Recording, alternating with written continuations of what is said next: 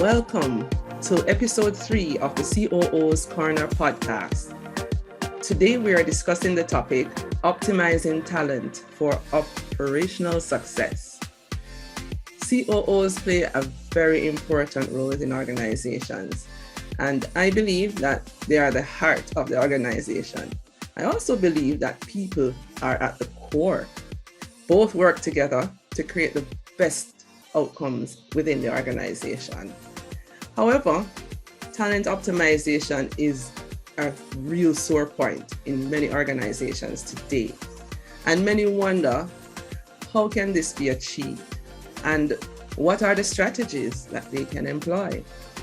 In this episode, we're going to unpack the topic with Sarah Koenig. Sarah Koenig is a performance expert, bringing 20 plus years of experience in building systems and executions that drive performance and growth. And she wears many hats and is the founder of Optimize Advisory, where she serves as a remote or fractional COO to small and medium-sized organizations. And she's also a positive intelligence coach to help individuals and teams to perform to their fullest potential. Sarah started her career as an attorney and has early experiences in labor and employment law, and she eventually settled into estate and business planning for high-end net worth clients.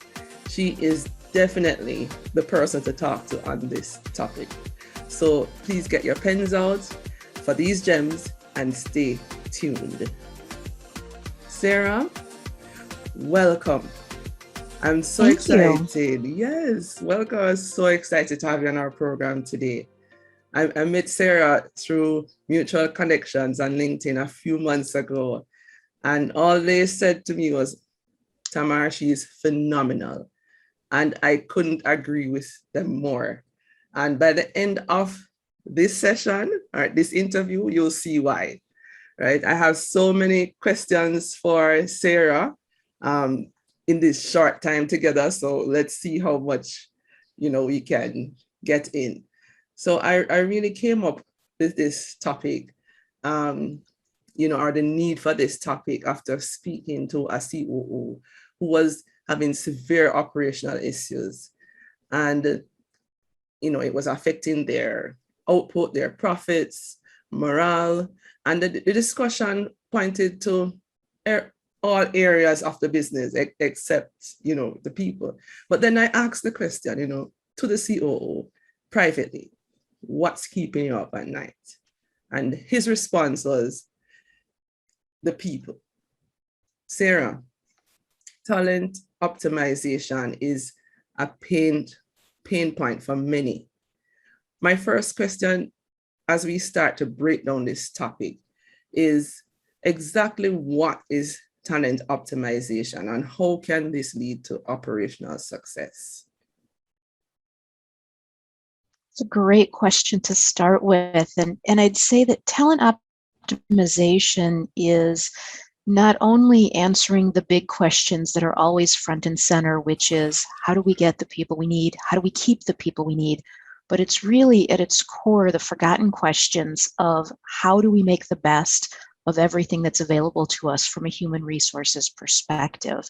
And as you mentioned, that the people are really important to all of the operations going well, and they are at the core of the business. And with that in mind, we have to make sure that we're giving that particular resource all of the attention that it needs. Thank you, Sarah. And this is definitely something that, especially in small businesses, Sarah, that is kind of hard to do, giving them all the attention that they need. What can, businesses or COOs, CEOs do to ensure that persons are getting this attention to optimize their operations and the talent within their organizations? So much of what people need, we can look at this from a couple different perspectives. As leaders, we're constantly thinking about a variety of things, but we've also been in the position where we were the team member. We were one of the employees, and there is a perspective there.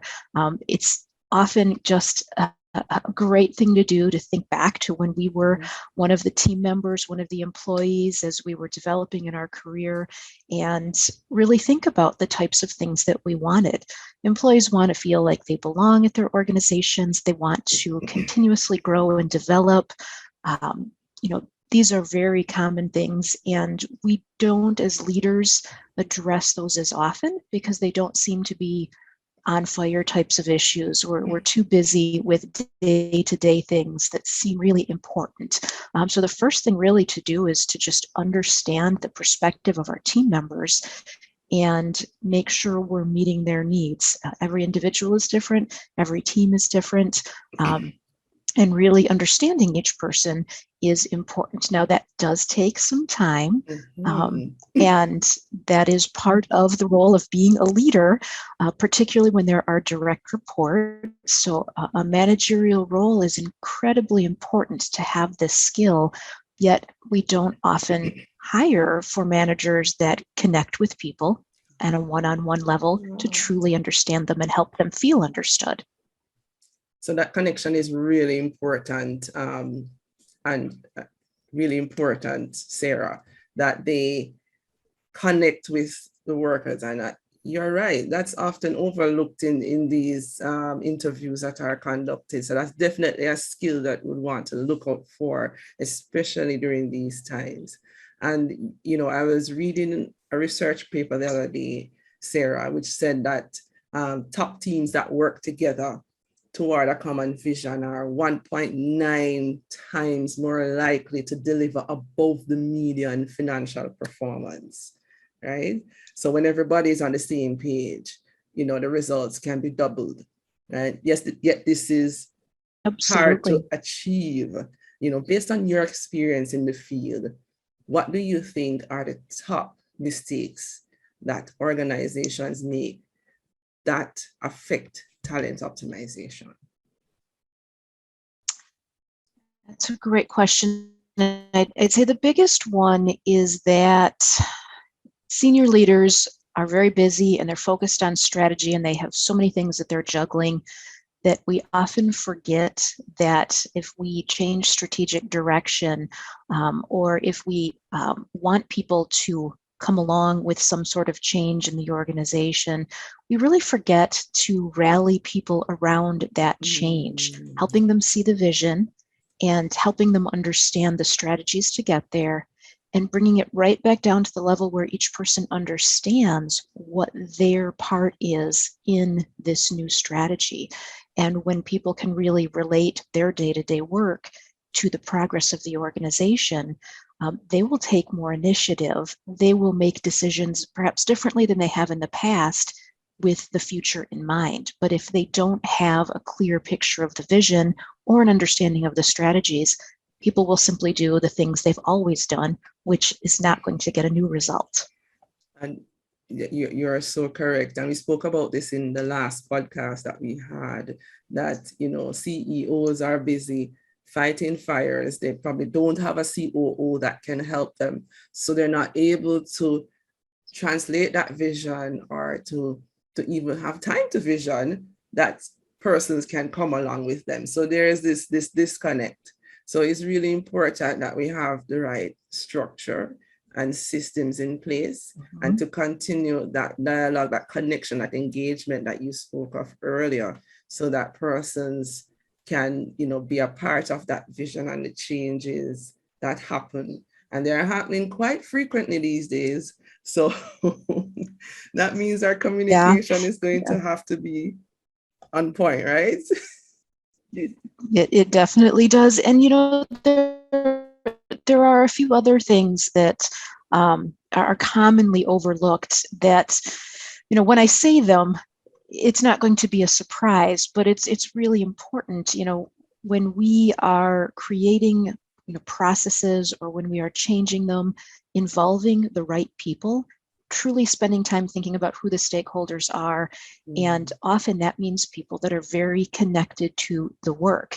One example that I see over and over again is that there will be a pain point in an organization within one particular division or department or unit. And it will become painful enough that they will decide to address it and change a process.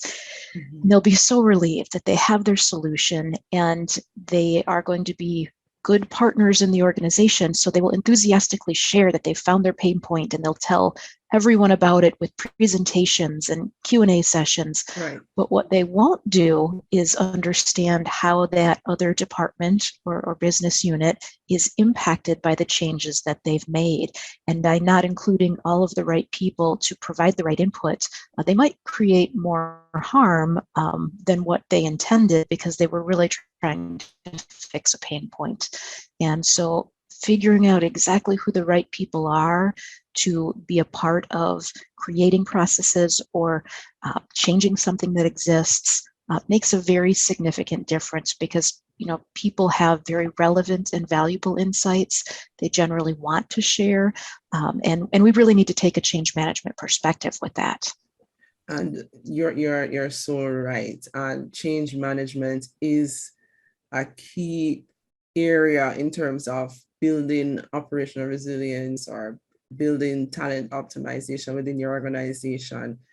Very key to manage that change and or to really look at how it's impacting your organization and the people, and to bring them along with that. And it's ever more so needed, and that communication and that connection, that engagement is going to be critical. And I like how you brought out the point of the connections with the other departments, because it's you think about an organization, it's different systems are coming together to create one goal, or create to achieve that vision. So if you are operating in silos, it's going to really not be a good thing. And especially when you're talking about optimization, you have to look at the interconnectivity between everyone, because bottlenecks do move. And we have to remember that there will always be a bottleneck, right? Yeah. And you don't want to create a bigger one. So we have to bear this in mind. And by having that dialogue, when I worked in Japan for a little bit as a consultant, and training there as well in the Kaizen methodologies and principles. And one of the things they would always tell you is go to Gemba, right? Gemba is the shop floor. Gemba is where everything happens, where the rubber hits the road. And that's where everybody is aware of where the problems are, what needs to be done. So we can't sit in our office and try to figure things out. We go and talk to the people and see what's happening, go and see, and then we can make great changes, to bring about optimization. So thank you so much. And operationally, it matters so much. And what's really interesting is getting that insight is phenomenal, making the right changes. We spend so much time thinking about what the changes need to be to the systems or the processes, but there's a whole layer of work after that related to the people.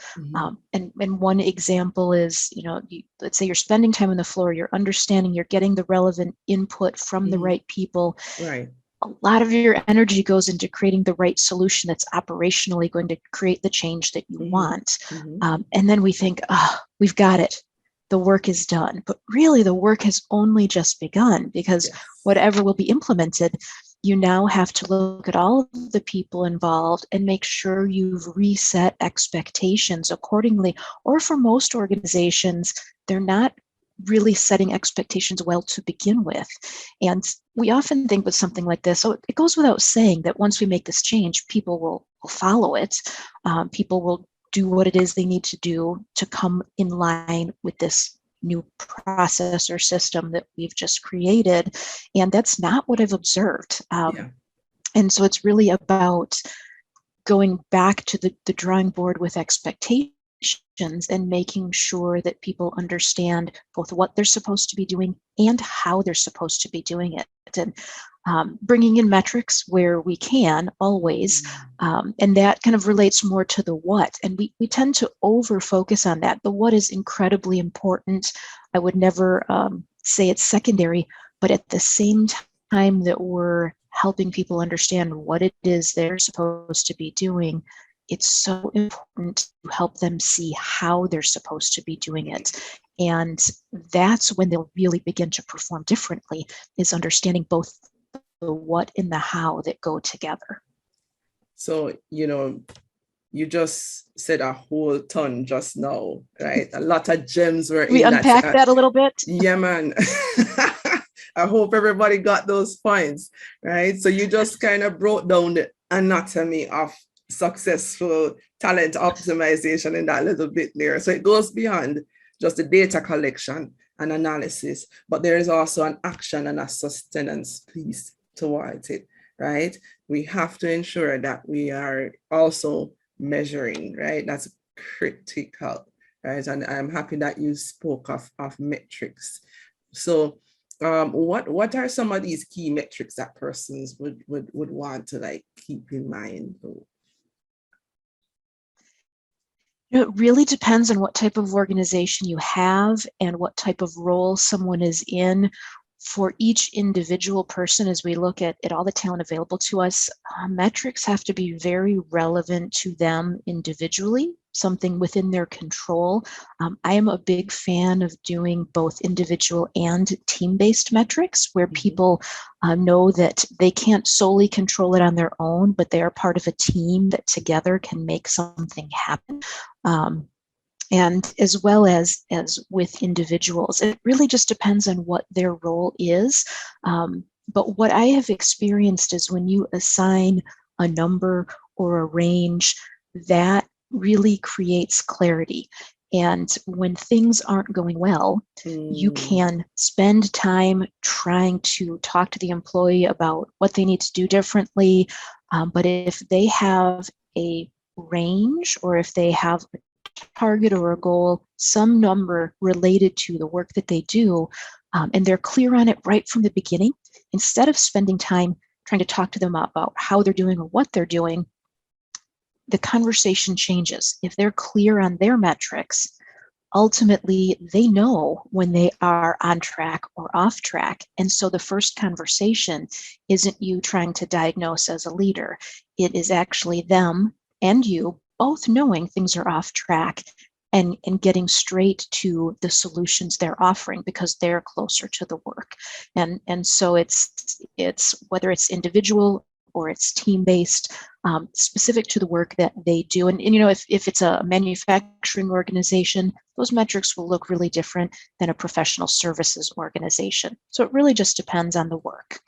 So I really love that, Sarah, because what you're saying, what I'm hearing you say, is that if we are, managing this process in terms of our talent optimization and having those systems and metrics in place for that we could actually be working on the business and not in the business. So we wouldn't be telling them, okay, you need to do this or do that, but they can self-diagnose and, know, okay, I need to adjust myself without you having to come in and tell them.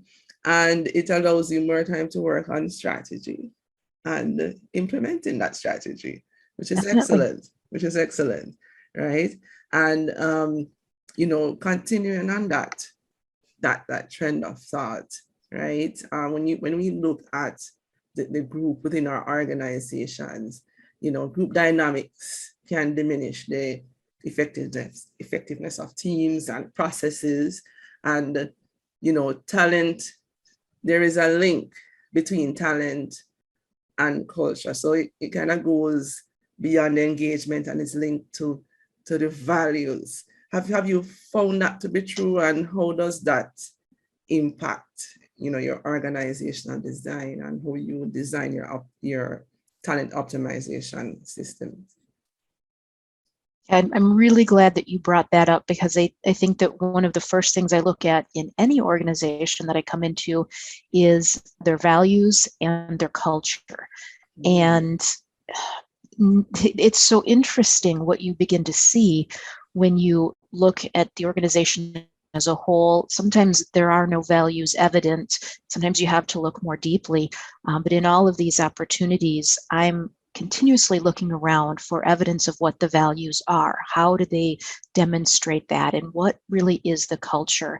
And what's interesting, especially as it relates to operational success and the talent that's so important to that, is there are norms never stated in the organization's values, but there are norms about operations. There are norms about systems and processes that are very much unspoken. I spent some time with an organization that really valued its senior team members, and they were all individual contributors. The organization had a lot of operational processes in place, but there was an unspoken norm that longtime employees could do their own thing. They worked differently than standard processes. They didn't document things, and they didn't have to meet deadlines necessarily. And it was harmful on a number of levels, because newer team members would step into work that a more seasoned person had started, and they couldn't make sense of it because it hadn't been done the way that they had been trained to do, and there was no documentation to give them insight into why they were stepping into the situation. They had no trail to follow. And what's really interesting is so often we want to leverage those veteran employees. We want them to train and mentor our new team members. But if they're not willing to follow standard processes, do we think that they're actually going to train our new employees properly? No. They'll show the new employees how they do it, and then it really becomes confusing because it conflicts with the formal training that they've had. And so these cultural norms that kind of just happen based on behavior, it's really very much up to leaders to address that and to understand what's happening in the organization. And there's a lot of really fun ways to kind of address situations like that, or if no situation exists, to simply optimize and make the best of it. So one example that I would give you is look at whether you're rewarding the behavior for strong process implementation and maintenance, whether people are working in line with the systems that have been established. It's a big missed opportunity if, as leaders, we aren't calling out the talent that brings operations to life. When you shine a spotlight on great work, people can see what great looks like, and they will do more of it. And so that's a really important opportunity. And as much as that's important, equally as challenging is your reward system might be working against your operations if you reward people that don't fall in line with the processes the way they need to. Boy, that's another mouthful just there a while ago, Sarah. And, I couldn't agree with you more. I love so much of what you just said, bringing operations to life, right? I have seen this where, you have very talented employees, and they love what they do. They have been doing it for years. And you have a COO that is new to the organization, and he's rearing and ready, or she's rearing and ready to go. But the two are not connected where you can achieve that operational success. And you just unpack why this may be so, right? The culture needs to be changed. And that's going to take a bit of time and effort, diligent effort, for that to be done. And you just shared a great way, which is looking at what we are rewarding, because sometimes we don't recognize that, and that we may be fueling the behaviors that we don't want within the organization. So we have to pay attention to that. So thank you for really sharing us that link, Sarah. Another thing that I am seeing is, right now, agility is something that the need for agility is something that is critical in business, right? So we need to look at combining speed, those dynamic elements, with stability, those that remain constant. So there's a balancing act that's needed. How does talent optimization, how can it be, new, evolving, to help with building operation resilience, especially now with these changing situations? And we've had more of that than ever these last couple of years, and so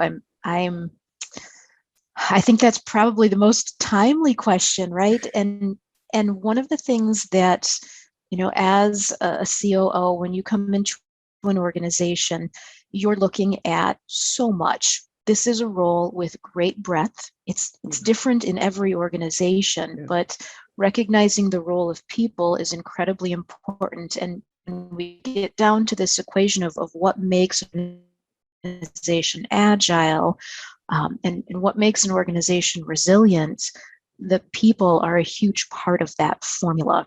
And a lot of times leaders, and this isn't just at the most senior leadership level of the COO, it's every line of manager that has people responsibilities. We tend to look at people for what they are today and for what they do today. And we often need to take a different look. My preference is to look at people and see what's possible, even if they don't see it yet. And that is understanding where someone has a tremendous amount of energy and passion and fueling that, or where a skill set was very quickly adopted. And the next question is, what more can they do? Constantly giving people more challenges and greater development, it actually only helps them feel more satisfied, growing, invested in by their organizations. And so as leaders of people, looking at our team members and constantly seeing what's possible with them, even if they don't see it, it can have a big impact on where the organization can go. It's very easy with all that we're juggling day to day to just focus on getting through each day. That's more of a survival mentality. There really needs to be a thriving mentality where we are thinking about the skills that are needed next and how to build them now, and giving people an incentive to want to grow and develop, and to help them feel like what they're doing as they take on new skills, as they learn more and grow, is an important part of the evolving organization. And it helps with retention. It helps with retention, no matter what you do. Investing in your people and helping them grow keeps them in the seat. So it's really important, seeing potential. It's great when an employee comes to you and says, I have these 3 unutilized skills. What can we do with them? We need as many skills as we can get. That's where that agility comes from, being able to take skill sets and plug them in a little differently and quickly. But people aren't always going to come to us and say, these are things that I can do. It's up to us to really look deeply at the people and understand what potential they have and start to fuel that, even if the need isn't burning right now. Because sometimes they don't even see it in themselves, and you on the outside will see, hey, that you're pretty creative. Have you ever thought of doing X? Or I see you're great with your hands, or you're good with technology. There is this, IT or digital awareness session coming up that I think that would be great for you to expand on that. So those are the kind of things I really love, that look at what's possible and what's next for the organization and who can take us there, because retention is a big part of optimization. We spoke about getting in the talent, right? Engaging the talent and retaining the talent. But suppose they're in where you're headed as an organization, there are some persons that are not agile or don't want to change with the organization. How does the organization deal with those situations that you're looking at optimizing your talent and they don't want to be optimized. Putting it that way. There are definitely people like that. And in my experience with a variety of different organizations, there's actually a place for people who have their skill sets and they have their sweet spot, and maybe their growth potential isn't as big as someone else's, and maybe they simply don't want to grow or change. That only becomes an issue when the change is so necessary that what they've formerly done no longer needs to happen. And with team members like that, if that's the type of change that's happening, they have to come along or it's not going to be a fit anymore. But in most instances, there are roles that are actually well suited for people who are just very rigid in process. They execute and there's no more to it. There's often a place for individuals like that. So we just have to look deeply and see what would be a good fit for them at this particular time. Okay, great. And another, continuing on that thought of agility and operational resilience, is the whole matter of innovation. And how do we get that going within organizations? Because that's going to help with the, with what's happening and these frequent disruptions that are affecting businesses today. So how do we bring that innovation link into the whole talent optimization process? Innovation is such a fun topic in any context, but when it relates to talent, it's there's never an end to this topic. It looks different every time I talk about it. We want to create a situation where innovation isn't a thing. It's not a one-day retreat, or it's not a quarterly conversation. We want to have an environment or a culture where innovation is simply part of how we work, so that someone can bring up a change or an idea, whether it's big or whether it's small. We want there to be an open door to having those conversations. Now, here's where that gets challenging. A lot of leaders tend to put that off because when team members bring ideas to them, they often have a very narrow scope of focus. They know their job. They don't know all of the other roles or all the other systems that are interdependent. And so a COO wanting to create that culture definitely has a bit of a push-pull. They certainly want people to be innovative, but they don't want ideas coming forward that are not well thought out or that are narrow and don't take into consideration the full range. So how this typically plays out is you'll get someone who's bold and has an idea and says, we should do X. Right. Well, to them, it's a great idea because they don't quite understand the breadth of all that's happening in the organization. A COO might look at that and say, oh, that's never going to work because of this, this, and this. Done, move on. That ends up stifling the innovation that leaders want to see. And so it's really important to be cognizant of that dynamic. We want people to be comfortable putting forward ideas, but they also have to know when you put forward an idea, you have an obligation to have thought about it and researched it, understand what are the costs involved. That's a big one. A lot of people like to have ideas and share them, but not be aware of what it could cost. Have them thinking about what's the return. And it's easy to create a simple form that's when someone's got an idea, they need to cover these 5 different topics and think them through, and then they can put forward that idea. Leadership then has an obligation to have a process to take a look at those and follow up with, we're going to explore this. We're going to shelf it, but it's a great idea, but it's not for now. Or, this is something that we can't look into, and these are the reasons why, and close that loop of innovation if that's what needs to happen. So it's actually, if we just think about it a little bit, we can go really far creating that culture and helping people feel empowered, but doing it the right way. I agree with you totally on that. And I have seen it work, and actually I've helped organizations to do the same, wherein you create that system of suggestions, right? And having that format, that template, and keep it simple. right? Nothing extravagant. This is an idea. This is, as you rightly said, these are the costs. This is what would be involved. This is what the outcome would be, so, something very simple. And to have that that system where it's addressed and you empower them to go ahead and implement create their teams and implement the action, and the results are phenomenal. The morale, the engagement, everything is taken care of as it relates to talent when that happens. And the savings and the just the lessons learned are sometimes even transferable to other businesses within a group, for example. So the multiplier effect kicks in. So it works, ladies and gentlemen listening in. So you definitely need to try it, especially now where we don't have all the answers, and we really need to engage persons to help us through these times. And this is a good way of doing that. Thank you for sharing. Yeah.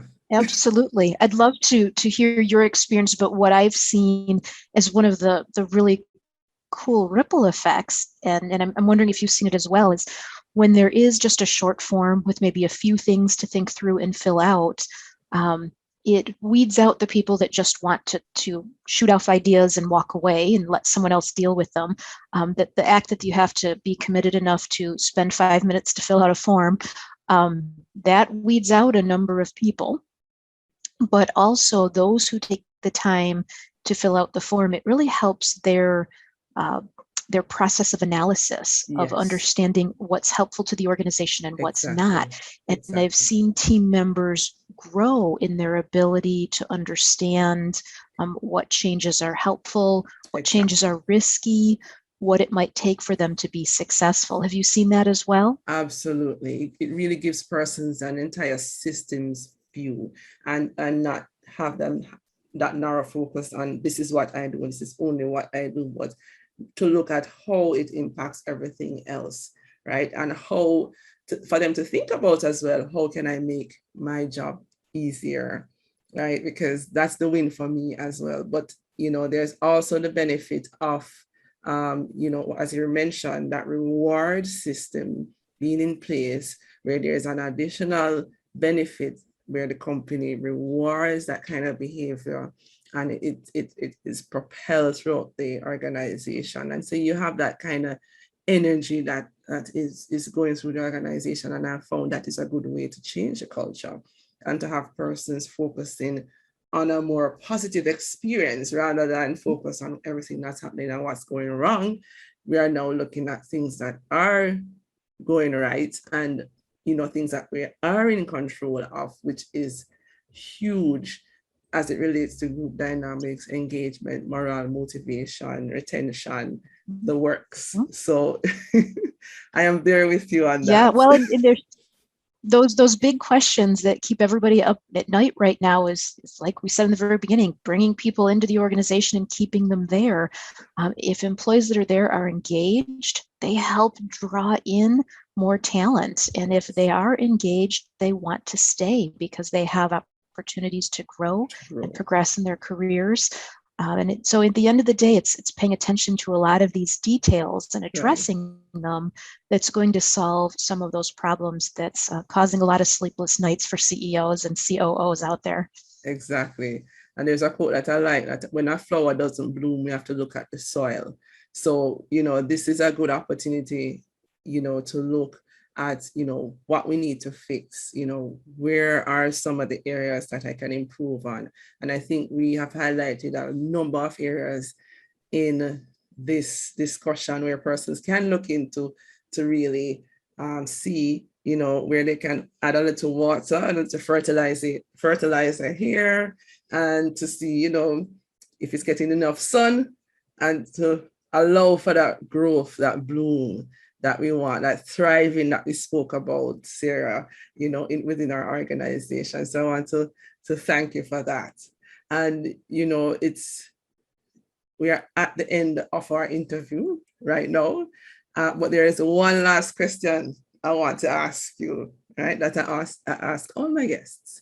I believe that there is power in the questions that we ask, right? In your career, as you know, you wear so many hats, Sarah, and I don't know how you do it. In your career, what's one question that you frequently ask when you're working with teams or organizations to get to dig deep and get the best outcomes? You know, one of the questions that I love to ask when I'm working with teams is, particularly leadership teams, right? I like to ask them a simple question, and it can vary by what the team does. The question of, what are your expectations? And asking a question like that gives some really interesting answers. Asking a question like, what are your expectations? I ask a room full of leaders who have people reporting directly to them and give them a few minutes to think it through, jot down some answers. I'd love to then have them share back and get an understanding of how wildly different expectations are. Wow. And from one leader to another, the things that they're saying and the things that they're putting emphasis on every day are dramatically different. And so it helps us understand sometimes why people get confused as to what success looks like, because they aren't necessarily all focused on the same set of expectations for how employees need to be a part of an organization. And there's so much room on every leadership team to create more consistency in terms of how they expect employees to participate in the organization. And so for me, it's always fun to ask, what are your expectations? Because high performance lives and dies based on communication of expectations, communicated well, supported, reinforced, holding people accountable. So as a starting point, when leaders can realize how many different impressions they make on team members, it's a big moment. So many light bulbs go on where they begin to see from the employee's perspective that it may not be clear to them what success looks like. And to the extent that leaders in an organization can have that consistency about what they truly expect from people, and a lot of times that comes down to the values of the organization, whether they've been internalized and whether they're being role modeled. But it's really neat to see what kind of responses that people give, and how they can then come together realizing that they're not consistent.